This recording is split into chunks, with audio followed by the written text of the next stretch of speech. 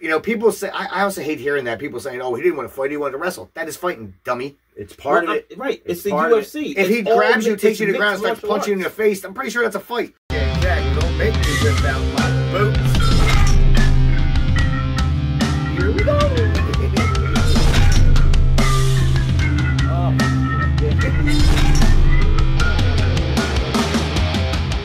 What's up, fight fans? We're gonna have a little discussion here at 3 Shades of Whatever today. UFC talk. UFC, MMA. So much going on nowadays in the UFC. And we're such fans of combat sports to where it's like we feel it necessary to get out. Hopefully, you guys want to see it, so we'll give it a shot. We are 3 Shades of Whatever. Whatever, and we would like to do whatever we want to talk about. Honestly, as far as it goes, the hype behind KHAMZAT CHIMAEV, I just got a lot to say about it. You know? So, yes. The evolution of this whole KHAMZAT thing is extremely interesting. Everybody's talking about it. Everybody's looking forward to watching this guy. What do you guys think? We all watched it together. What was it, UFC 273? Mm-hmm. The latest one. The latest pay-per-view. Chimaev versus Burns. Now, what was your impression of that fight? The first 3 minutes, I thought was going to go just like every other damn fight that we saw from Chimaev, the way he just got all over Burns and was just dragging him around. But then we started to see some life from Burns, and I got to say, by the end of that fight, that might be that's top 3 fights I've ever seen. Yeah. It was awesome. Man. Anybody who still thinks that KHAMZAT is underrated don't know. So that's the thing. That's the next thing. Like the way I look at this fight, first of all, I didn't think, and we were talking about this, I didn't think that KHAMZAT was going to go in there and handle Burns. I thought that if he did handle Burns like he handled the other fighters, then everybody watch out, because that means he's a super freak. Everybody would have been dead. But Gilbert Burns is very underrated. He's actually... He's vicious. Most people know how good he is. Most of the not casuals, the people watch the UFC all the time. But when you watch him in that fight, he was not only Gilbert Burns, but he was actually sharper than he normally is. And I have a theory on why as well, because, I mean... He went into that fight. Nobody wanted that fight. Nobody wants to fight KHAMZAT. And he went into that fight an underdog as the #2 welterweight. Big underdog. Yeah. And that's for someone like him to be in that position, he's like, dude, oh yeah? I ain't going out like that. This is a oh yeah? Let's fight. Yeah. And did they fight? Man, it was... Now, this is how... Real quick, that fight could have literally went either way, and I would have been like, cool. Oh, yeah. No, listen, nobody really won or lost in that fight. Honestly, it's good that KHAMZAT won because he's an up-and-comer. And he did. I mean, Burns, as far as the points go and everything goes, he did. But I would have been fine with them if they came out and said that the judges gave it to Gilbert. I'd have been like, okay, I get it. Yeah, Burns doesn't lose much for me. They changed the rankings. I think Leon Edwards took the 2nd spot. He did, which is KHAMZAT takes...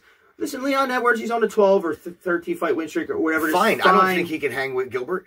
Well, and we're going to find out. Eventually. And I don't really know because his style, Leon Edwards, he's a point guy. He just tries to win rounds.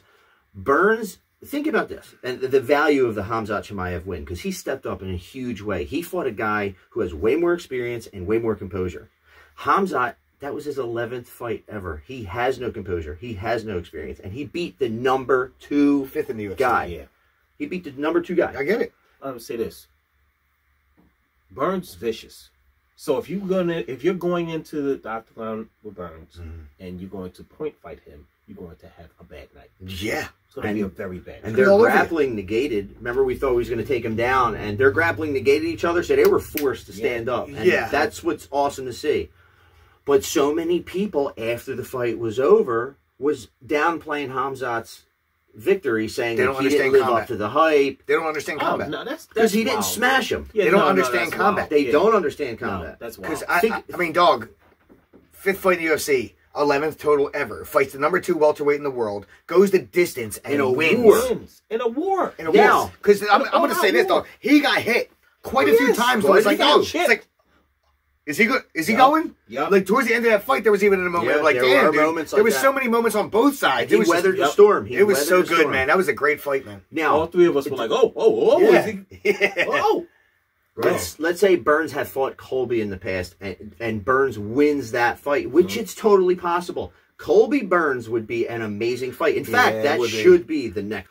We don't. That would be an amazing fight. It would be. I think Burns could be. win. I don't know how to call that one. I don't. That's going to be so close. It's just the volume of Colby. That's my point. The volume of Colby is too much. I hear you. The only person that's been able to handle it in the UFC at all is KAMARU USMAN. But if you, as far as Khamzat, the value of that victory, if you can make an argument for Burns beating Colby, you have to make an argument that Khamzat beating Burns is an amazing victory. It has a lot of value. It is. People are downplaying it. I don't get it. Yeah. You know, he literally might have beat the second best welterweight besides KAMARU USMAN in the world, and people are downplaying it. You didn't smash him in a round. Third, because Colby's second. Well, no. If he could possibly be. So he's the third technically. You know what I mean? Yeah. But let's just say if you could make the argument that maybe he beats Colby, he might be the second best. The ranking is subjective, but when I look at Colby and Burns, I see a same level fighter. I think Colby has ways to beat him. I think Burns has ways to beat him. I see that a really good fight. But again, I mean, you see what KAMARU did to Burns.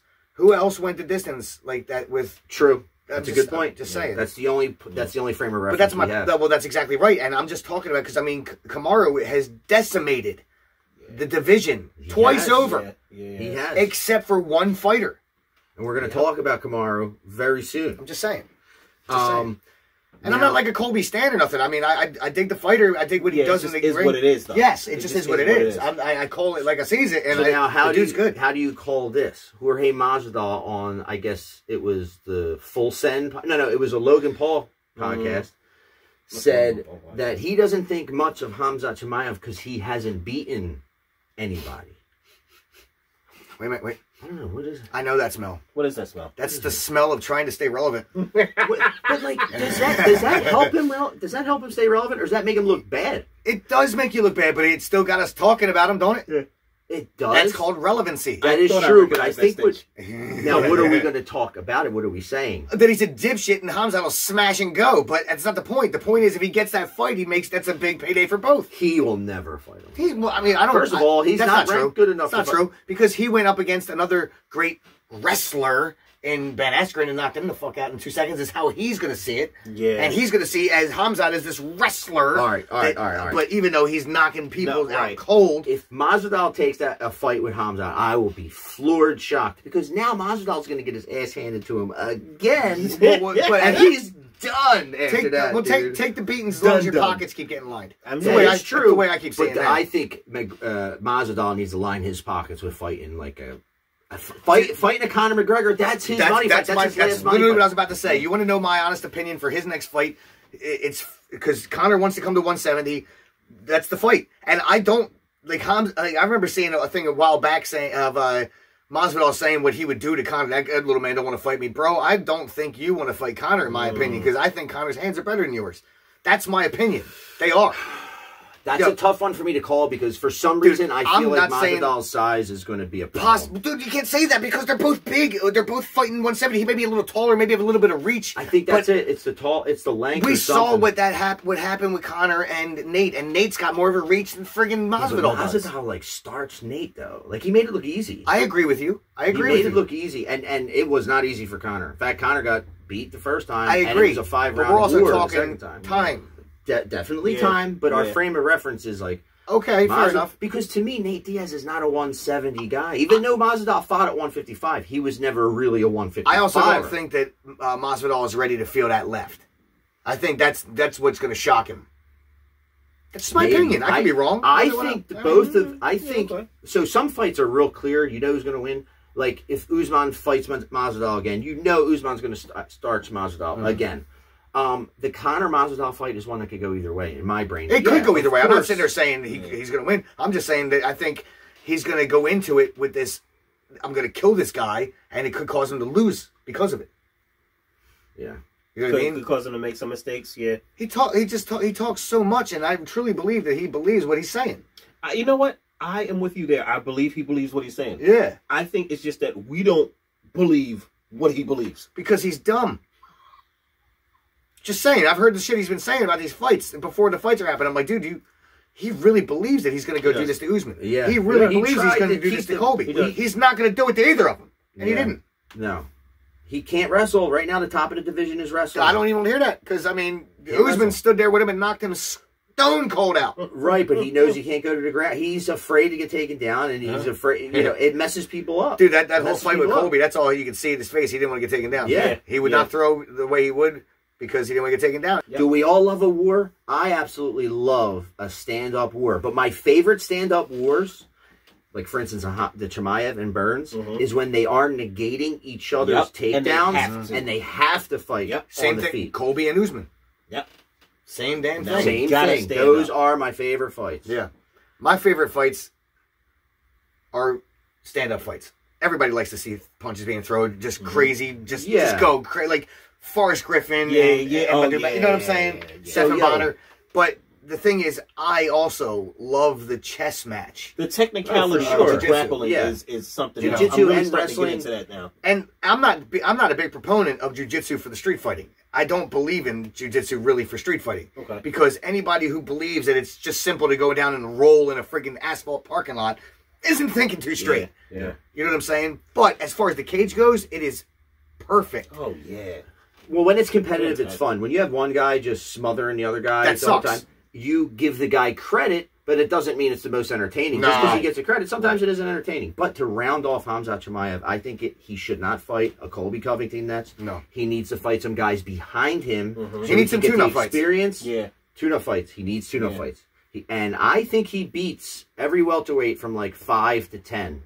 He should fight that in that range. He shouldn't go in the top 5. He needs like Not 2 yet. or 3 more fights. Yeah. No, I mean, he wouldn't showed be what he wrong. could do. He showed what he could do fighting Gilbert. Now, it's time to hone your skill a little bit because this guy has the ceiling to be one of the greats. I mean, If he does knows it where right. he can go from here. If he does but it you right. know, yeah. Now, Mr. Conor McGregor taking pictures with his giant physique. Where does he want to come back to fight? What weight class?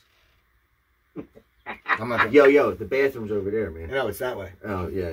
Sure. No, but down that's there, literally what everybody. Conor's You been see it? doing. Conor's been doing these double biceps, and he looks swole. Oh, he does. And But anybody looks swollen What's when you're he- 5'9" and 190 pounds. what's he been saying? About which part? I mean, Conor never stops talking. Conor, in a few interviews, is saying he wants to come back And fight Kamaru Usman. and fight Kamaru Usman. Dude, Kamaru would kill him. Mm. And I'm a Conor fan. I was a big Conor fan back in the day. He kind of got cringy for a while here. Little bit. Oh, little yeah. bit. He is not as entertaining, and he's definitely way more cringy. But However, I still want to see him fight. when he comes back to fight, I'm going to be like, I'm watching. 100%. 100%. And I want to see a successful Conor in the UFC because it makes for a better UFC. I don't know why. Now, I'm not like riding Shout on out to him, Quee. Got to. Yeah, got to. but I do think he's been cringy, and he can't compete with the top guys anymore. He's just not. It is what it is. We don't know what But- type of Conor we're seeing. But Well, it's evolved. The But game's here's evolved. the scary Yes. thing. Here's the scary thing. I believe that the UFC might make that fight. They might make a McGregor Well, you know. Usman. Connor's their boy. So. Well, I mean, and Usman will finally get the payday that he needs. There you go. He actually does deserve it. He does. Because he's the type of guy that needs the title to be relevant. Like, just to even be relevant. If Usman was just a 170-pounder, I don't know what it is. He doesn't bring I know what in it is. eyes. I know what He's it is. just Not very interesting. He's not. that flashy. No. You know, it's not that. Yeah. It's not He that. is starting to make a name for himself for being the welterweight GOAT, and people are respecting him more because Yeah. he could be the welterweight GOAT. Yeah, when Could it's all be. said and done. I told you how I feel about It's that, though, definitely man. talk. As far as my opinion on that goes, is can I say that Kamaru Usman could beat In Jordan prime? St. Pierre? Uh-huh. Both in their primes. I can't say that. So what you're saying is... Can't say that he couldn't, but I can't say that he could I either. can't say he could or So couldn't what you're either. saying is you're not sure in your prime if Kamaru Usman could beat you. Oh, shut up. I would probably pick an Usman just because the levels of the game are changing, but I can't say that St. Pierre doesn't give him a good fighter or a win for sure. Yeah. It's definitely possible. He is the GOAT right now. Yeah, George is still that George dude. St. Pierre is Right the GOAT. now. George is still Usman that is just dude. dominating and lapping. Yeah, well, but I'm saying he It's did crazy. it too.